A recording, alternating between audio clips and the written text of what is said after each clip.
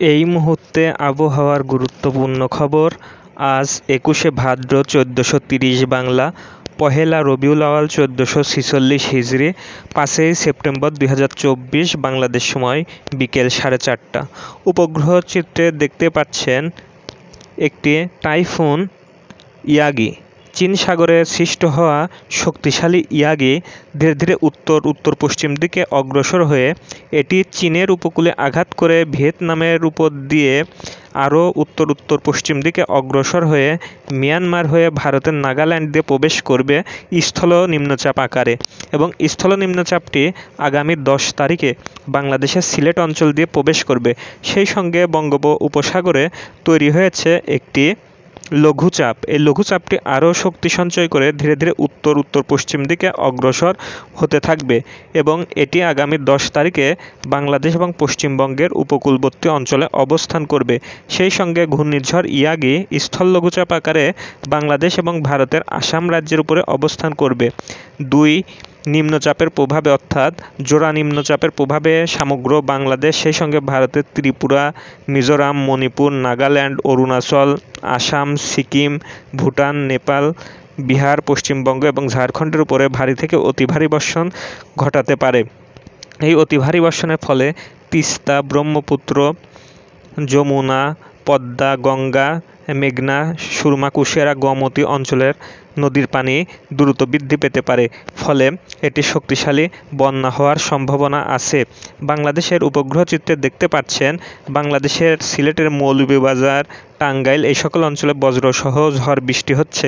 সেই সঙ্গে সিলেট, নেত্রকোনা এই সকল অঞ্চল, ফেনী, চট্টগ্রামের অঞ্চল এবং খুলনার মেহেরপুর, চুয়াডাঙ্গা অঞ্চলের আকাশ প্রায় মেঘমুক্ত রয়েছে। সেই সঙ্গে সমগ্র রাজশাহী বিভাগ, রংপুর বিভাগ, বরিশাল বিভাগ, ফরিদপুর অঞ্চল, ময়মনসিংহ বিভাগের উপরে মেঘের অস্তিত্ব লক্ষ্য করা যাচ্ছে। এই সকল অঞ্চলে ঝিরিঝিরি বা হালকা বৃষ্টিপাত হচ্ছে। সেই সঙ্গে বাংলাদেশ সংলগ্ন ভারতের পশ্চিমবঙ্গের দক্ষিণ পশ্চিম অঞ্চলের আকাশ প্রায় আংশিক মেঘলা থেকে মেঘাচ্ছন্ন। এই সকল অঞ্চলেও কিছুটা ঝিরিঝিরি বৃষ্টি হচ্ছে। দেশের উপরে তেমন কোনো বৃষ্টির প্রভাব নেই, কিন্তু বঙ্গোপসাগরে সৃষ্ট লঘুচাপ এবং ঘূর্ণিঝড় ইয়াগি বাংলাদেশের উপরে চলে আসলে ধীরে ধীরে বৃষ্টিপাত বৃদ্ধি পাবে।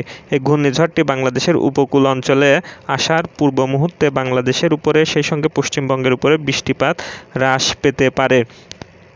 এই লঘুচাপটি আরও শক্তি সঞ্চয় করে আগামী ২৪ ঘন্টার মধ্যে নিম্নচাপে পরিণত হতে পারে। ৬ সেপ্টেম্বর বাংলাদেশের রংপুর, ময়মনসিংহ, সিলেট অঞ্চলের কোথাও কোথাও দমকা ঝড়ো হওয়ার সঙ্গে বজ্রসহ ঝড় বৃষ্টি হতে পারে। সেই সঙ্গে রাজশাহী, খুলনা, বরিশাল, ঢাকা, কুমিল্লা অঞ্চল, চট্টগ্রাম বিভাগের ২-১ জায়গায় বজ্রসহ ঝড় বৃষ্টি, কোথাও কোথাও ভারী থেকে অতি ভারী বর্ষণ হতে পারে।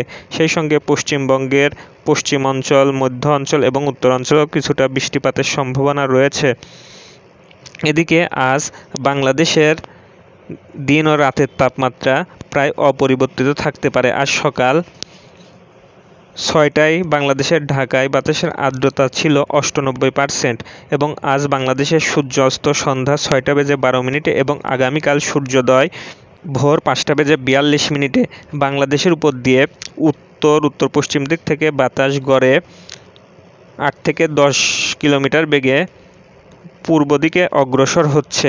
আজ বাংলাদেশের সর্বোচ্চ তাপমাত্রা ছিল বাংলাদেশের চুয়াডাঙ্গায় ৩৫.৫ ডিগ্রি সেলসিয়াস, এবং সর্বনিম্ন তাপমাত্রা ছিল বাংলাদেশের সৈয়দপুরে ২৪.৪ ডিগ্রি সেলসিয়াস। গত ২৪ ঘন্টায় বাংলাদেশ আবহাওয়া অধিদপ্তর ডিমলায় ৭৬ মিলিমিটার, সিলেটে ২৬ মিলিমিটার, বাংলাদেশের রাজধানী ঢাকাতে ১১ মিলিমিটার, রাজশাহীতে ২১ মিলিমিটার এবং ঈশ্বরদীতে ২৪ মিলিমিটার এছাড়া আরও হালকা কিছু বৃষ্টিপাত রেকর্ড করেছে।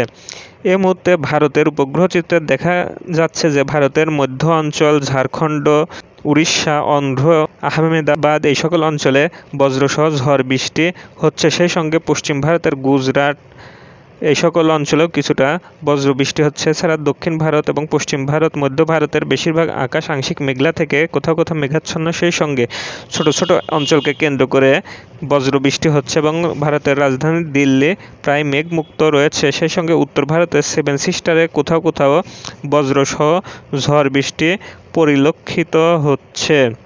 এই ঝড় বৃষ্টি আরও বেশ কিছুদিন চলতে পারে এবং বাংলাদেশের যে সকল অঞ্চলে বৃষ্টিপাত হবে না সেই সকল অঞ্চলে ভ্যাপসা গরম অনুভূত হতে পারে।